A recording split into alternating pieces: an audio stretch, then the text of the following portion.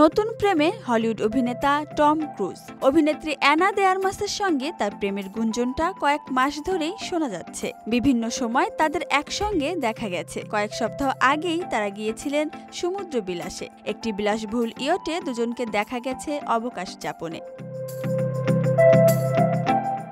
যদিও প্রেমের বিষয়টি দুজনের কেউই স্বীকার করছেন না, তবে এবার গুঞ্জনটি আরও গাঢ় হলো। শুক্রবার ফের লন্ডনে একসঙ্গে ঘুরতে যান তারা। হেলিকপ্টার থেকে নামার সময় ধরা পড়েছেন ক্যামেরায়। এ সময় টম ও অ্যানার সঙ্গে ছিল অভিনেত্রীর দুই পোষ্য এলভিস ও সাশা।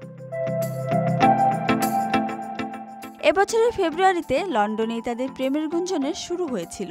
দুজনকে একসঙ্গে হাঁটতে দেখে তৈরি হয় এমন মুখরোচক গল্প। এরপর অনেকদিন একসঙ্গে দেখা যায়নি তাদের। এদিকে তাদের প্রেমের গুঞ্জন যখন কিছুটা কমে আসছে, তখনই আবার প্রকাশ্যে পাওয়া গেল দুই তারকাকে। গুঞ্জন যেন আবার জীবন্ত হয়ে উঠল।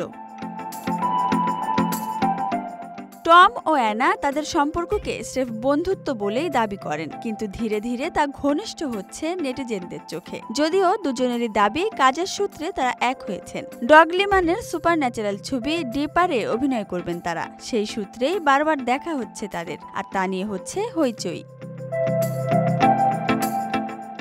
এর আগে এবছরের জুনে অ্যানার ছবি ব্যালেরিনার প্রশংসা করেছিলেন টম। তখন অ্যানা বলেছিলেন, এটা ভীষণ আনন্দের এবং গর্বের বিষয় যে তার মতো একজন মানুষ যখন আমার ছবিকে উৎসাহ দেয়। অতীতে ৩ বার ঘর বেঁধেছিলেন টম। অভিনেত্রী মিমি রজার্স, নিকোল কিডম্যান ও কেটি হোমস কারো সঙ্গে দাম্পত্যটা স্থায়ী হয়নি তার। তবে এখন আবার টম অ্যানা সংসার বাঁধতে যাচ্ছেন কিনা তা দেখতে মুখেই আছে তাদের ভক্ত অনুরাগীরা।